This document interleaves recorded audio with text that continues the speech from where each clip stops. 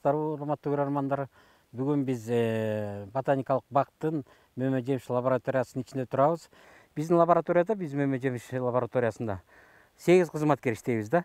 8 кызматкердин жумуштары ар кандай. Мисалы үчүн кара өрүк менен иштей турган мен болсом, алма менен иштей турган дагы бир башка сотрудниктерибиз бар. Алмурут менен иштей турган да научный сотрудниктерибиз бар. Анан кара өрүк менен абрикос менен иштей турганда сотруднигибиз бар да.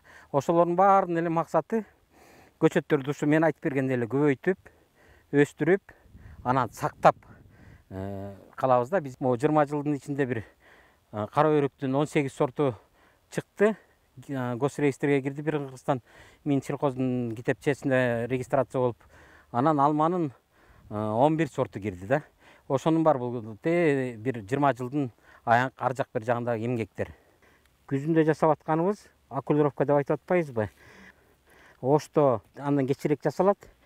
Чүйдү көлдө болсо июнь-июльдарда жасалат. Бул климаттын өзгөрүүсүнө байланыштуу да. Мисалы үчүн азыр биздин алмабакта алманын 1500 түп сорту бар болсо, ошону сактап атабыз. Кара өрүктүн 2500 түрү бар да, 2500ден түрү ашыраак түрү бар. Ошонун баарын биз сактап, ошону изилдеп, анан ошол жаңы сортторду чыгарабыз да. Жаңы сортторду биз чыгарып койгону менен отуруп калбайбыз. Ошол мисалы үчүн бизде мына көрүп атканыңыздар, могу жерде бир 20 сотук жерде питомнигибиз бар. Биз питомниктерди көбөйтүп, ошо көчөттөрдү көчөткө айлантып, көчөттү анан элдерге таратабыз. Элдер отургузуп, ошол көчөттөрдү билип таанысын депчи. Биздин эң биринчи максатыбыз ошол да. Мисалы үчүн ошол жана кара өрүктүн эле 9 сорту деп атабыз. 9 сорттун 5 сорту кургаткан ыкмасын ойлоп тапканбыз да. Мисалы үчүн азыр сухофрукт аябай жакшы болуп атпайбы? Пайдалуу, ден соолукка жакшы, мөмөлөрү жакшы депчи. Алманыкы болсо жанагы таттуулугуна карап, транспортабельный, ооруларга каршы туруштугун берип, мисалы үчүн алмурут көп жылдан бери бизде бактериалдык күйүк деген оору менен ооруп атат да. Бул 2010 жылдан бери бизде Кыргызстанда бир эң чоң көгөй болуп жатат. Ошол көгөйдү кантип жоголтуу ыкмасына биз 2010 жылдан бери биздин балдар, кыздар иштеп атат.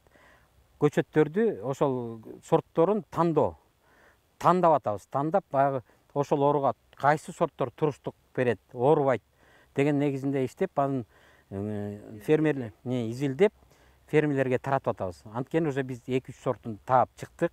Ошол бактериалдык күйүккө туруштук берет, мынча балга оорубайт, мынча балда туруштук бере алат деген жыйынтыкка жетип, анан таратып атабыз да. Ошол эле негизинде кара өрүктү абрикос боюнча да иштеп атабыз. Абрикос боюнча бизде Кыргызстанда өзгөчө чүйдө абрикостун мөмөсү 6 жылда бир жолу мөмөгө келип атат. Ошондо да климатка байланыштуу болуп. Быйыл мисалы үчүн мөмө түшүмдөр жакшы жыл болду деп айталы, даже өрүгүбүз да байлады. 6 жылдан бери байлы элек болчу. Ал эмнеден болуп атат? Бизде эрте жазда суук болуп кеткенден ошо көчөттөрүбүз үшүп калып атат да. Гүлдөгөн кезде суу куруп кетип, анан абрикос биздики байлабай түйбөй калып атат.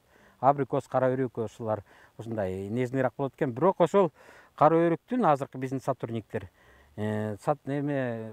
башка чет өлкөлөр менен байланыштуу болуп, Тажикистандан, Афганистандан тоолуу жерде өскөн кеч гүлдөй турган абрикосторду алып келип, ошону чаңдаштырып, бул жерде кеч гүлдөй турган сортун чыгарып атабыз азыр.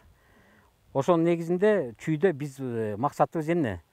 Чүйдө кийин келечекте ошол жазгы сууктарга попадать этпей, түшүм бере турган көчөттөрүн чыгаруу максатында. Мисалы үчүн бир 10-15 күн кечирээк гүлдөй турган абрикос чыгарсак эле, суук жылда эле бир моментте болуп атат да. Ошол моменттен өтүп кетсе, анда уже бүттү, өрүк байлайт деген сөз да.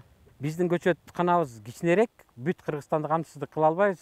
Бирок азыр бир чоң проекти болуп атат окшойт Минсельхоздо. Мурунку илгеркидей союз малындагыдай питомниктерди көбөйтүү, көчөтканаларды көбөйтүү да. Көчөтканаларды көбөйтүп алсак, баягы именно государственный уровеньде. Анан биз бир четинен биз өзүбүз айтып атабыз, биз чыгарган сортторду биз консультация берип, айтып бере алабыз. Анткени ар бир көчөт Кыргызстандын ар бир өрөөнүндө өсө турган, сартына өсө турган көчөттөр бөлүнөт. Ар бир 9 чыгарган 9 сорттун, мисалы үчүн кара өрүктүн баары эле бир жерде өсө бербейт. Бирөө Ошто өссө, бири 2-3 чүйдө өсөт, 5-6 көлгө өсөт да. Ошентип элдерге биз таратканга жардам кылабыз. Илимий жагынан негиздеп берүүгө биз даярбыз да.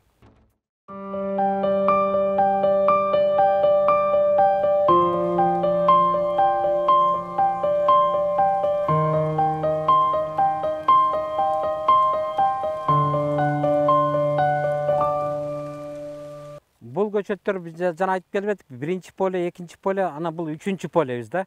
Питомниктин көчөттүн көбөйтө турган поле талаанын үчүнчү полеси. Бул поле көчөттөрүбүз кыйыштырылгандан кийинки даяр болгон көчөттөр да. Бул сатка даяр көчөттөр. 1 жылдык көчөттөр. Могу жерде 4 сотуктун ичинде бир 3,5 миң көчөт бар да. Бул 3,5 миң көчөт где-то бир эгер 1 гектарга 500дөн тигилгенде да бир 6-7 гектарга жете турган көчөтүбүз бар да. Бул көчөттөрдү күзүндө да отургузса болот, чүй өрөөнүндө, жазында да отургузса болот. Көбүнчө чүйдө күзгө отургузган жакшы болот да. Дарылаганды үйрөтүп коеюн. Азыр күзүндө дарылаш керек да, элдер билбейт. Дыйкандарчы мына күзүндө жалбырактар түшүп баштагандан баштап, мына азыр көрдүңүздөр, жалбырактар тийсе эле түшүп баштады. Негизи уже суук келип калды деген сөз. Күзүндө алмалардын кийинки жасай турган жумуштары бул алманы бутоо. Бизде чүйдө алманы ушул жалбырак түшүп баштагандан баштап эрте жазга чейин, мартка чейин бута берсек болот да. Февраль-март айында да буталат. Азыр деле бута берсе болот. Анан бул ыкма эмне үчүн айтып атам, бул агротехникалык жумуштардын бири. Бул биздин жеке чарбачылар, дыйкандар, фермерлер бизде алма көчөттөрдү кантип бутоосун көбүнчөсүн билбей жүрүшөт. Бул алма эмне үчүн буталат? Бул алманы буташ үчүн, мисалы үчүн, могу бута алмабыз 4 жылдык алма да. Бул 4 жыл алманы азыр биз жанагы формировка деген методун колдонобуз. Формировать этишибиз керек. Алма бутабаса ушундай болуп, сыпыргыдай болуп, бийик болуп кете берет да. Биз ушул алманы азыр колдон келсе жайып, өзүнүн формировочный обрезкасын кылып кесишибиз керек. Бул кескенди кандай кылабыз? Көрдүңүздөр, бул көчөт 4 жылдык тамырынан бери өйдө стволунду 40 сантиметрге чейин таза болуш керек. 40 сантиметрге чейин биякта бутакчалар чыкпаш керек да. 40 сантиметрден чыгып турса, бул бутакчалардын баарын кесип таштайбыз. Андан кийин бутакчадан биз ярус создавать этебиз. Ярус дегенибиз 3 бутактан болот же 4 бутактан болот. Бизде биринчи ярустун бутакчалары 1, 2, 3-үчүсү. Ошондо могу ичине өсө турган бутакты азыр кесем мен. Формировка болгондо да биринчи ярустагы бутакчанын ичине өсө турган бутакчалардын баарын алып, анан бул бутакчаны сыртына кете турган бутагына кетиребиз. Ошондо мынакей мындай кылганда бул сыртына кете турган бутакча. 1 жылдык бутакчадан дагы үстүнөн сыртты кете турган бутагын кесебиз дагы. Бул бутагыбыз даяр. Экинчи бутагыбыз. Муну сыртына кете турган жагынан мындай аралайбыз дагы. Бул бутакча сырткы өстү, көрдүңүздөр, бул калтырган бутакчабыз. Үчүнчү бутакчабыз.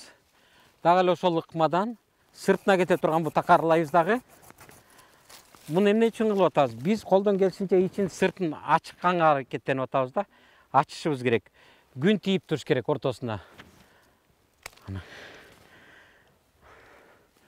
4-үнчү бутакчасы бул жерден дагы эңкейтип турган. Бул бутагына кетиребиз дагы. Муну кетиребиз. Бул жерден көрүп атасыздар, ичине өскөн бутактар көп болуп атпайбы, ичине өскөн. Биз азыр муну ичкисин көрдүңүздөр, му бутакты алдым.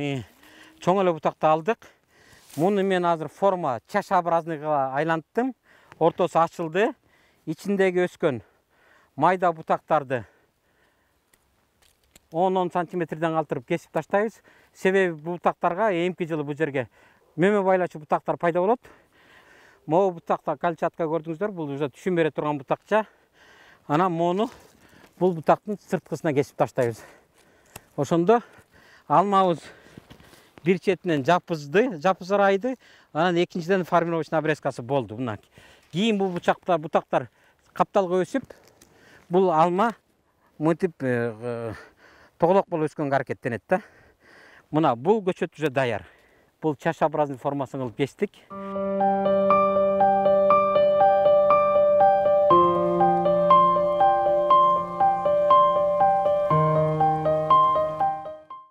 Бул алманын сорту Red Delicious, кызыл превосходный. Бул ыкманы күздөн баштап эрте жазга чейин жасайбыз. Обрезканы канча жакшы кылып алсак, обрезканын бул пайдасы алманын түшүмдүгүн көбүрөөк кылат да, анан мөмөсү чоң болот. Эгер бутоо ыкмасын такыр унутуп койсок, алма өзүнөн өзү майдаланып отурган жапайга айланып кетет да. Ошон үчүн бул ыкманы колдон келсе жылда жасаганга аракеттениш керек. Андан тышкары бул алманы кесип даярдагандан кийин кеч күз болуп калды. Бизде көп элдерибиз, дыйкандарыбыз, жеке чарбалар билбей жүрүшөт. Алманы кеч күздө дарылаш керек да. Кеч күздө дарылай турганыбыз бул курт кумурскаларга, зыянкечтерге каршы дарылоо. Ошол дарылоосун азыр как раз ушул моменти могу жалбыракта көрдүңүздөрбү, мунун баары карарып турган бул парша. Бул парша бул жерден кетпейт, өлбөйт. Көрдүңүздөр да. Бул оорудан кутулуш үчүн жеке эле бул оорудан эмес, бул оорудан тышкары дагы курт кумурскалар пайда болот да. Монтип курт кумурскалардын баары кабыкчалардын ичине кирип кетет. Азыр бул бак пока таза, бирок чоңураак бактардын ичине обязательно кирет. Анан көбүнчө зыянкечтер, алманы жей турган курттардын баары жерде кыштайт, топуракта кыштайт да. Ошон үчүн дарылаган ыкмалар, бул дарылардын бирден бири бардовская смесь деп коет. Бардовский суюктугу бул 3% кылып даярдашыбыз керек дагы. 3% болгондо бул көк таш менен аки таш аралашат. Ошол 3% менен башынан аягына чейин чачып, анан өзгөчө алманын тегерек четинен чачышыбыз керек да. Көк таш өлтүрөт курт кумурскаларды. Бул аябай миңдин бири. Эгерде ушул жазда же күздө жетишпей калган кишилер болсо, ошол эле дарыны эрте жазда бүчүр ача электе пайдаланса болот да. Бүчүр ача электе, жалбырактар ача элек кезде, эрте жазда температура бир 15 градуска чейин жылып калган кезде. Андан тышкары, эгер бардовская смесь, бардовский суюктугу жок болсо, обычный эле карбамид деген органикалык удобрение бар, мочевина деп айтылат. Ал мочевинадан эле ошондой 3% кылып даярдап, мочевинаны өзүн даярдап чачса дагы бир четинен курт кумурскаларды өлтүрөт, экинчисинен зат болуп берет да, удобрение болуп берет. Жакшы сорттор, бул башка жактан келген сорттор да.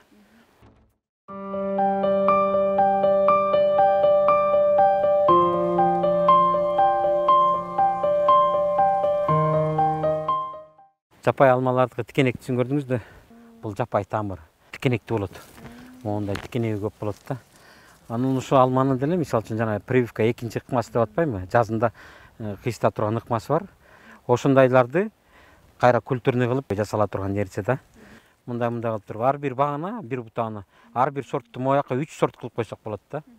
Кыйштырып койсо бул 3 түрлүү бак болуп калат. Негизи кескенде мону алышыбыз керек.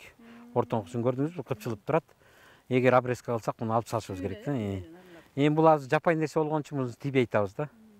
Муну жана жазында келип кыйштырып, жасагандан кийин үстүнө алып салабыз да, башка көчөт өсүп калат бул буюрса. Ушул эми жыйынтыгында айта кетсем, бул көчөттөрдү дарылоосун, обрезкасын, бутоосун пайдасылыгы бул биздин кишилер өзүбүздөргө, мисалы үчүн мөмөсүн таза жегенге, курту жок. Анан экинчиден бактарыбыз өзү таза өскөнүнө, анан экологиялык аба ырайды тазалаганга бул жакшы чоң миңдин бири да. Канча көчөт көп отургузуп, канча көчөт жакшылык кылсаң, ошол Кудайдын деле айтып атпайбы? Көчөт өстүр деп, көчөт отургуз деп. Ошол мен айтып кетет элем, ошо көчөттөрдү алып отургузуңуздар, көбөйтүңүздөр, үзүрүн көрүңүздөр. Кайрадан кийинки эфирде жолукушакты, жакшы туруңуздар. Көрсөтүү Кыргыз Республикасынын өкмөтүнүн номер 67 токтому менен бекиген Кыргыз Республикасында 2021-2025 жылдары мамлекеттик тилди өнүктүрүү жана тил саясатын өркүндөтүү программасынын алкагында даярдалды.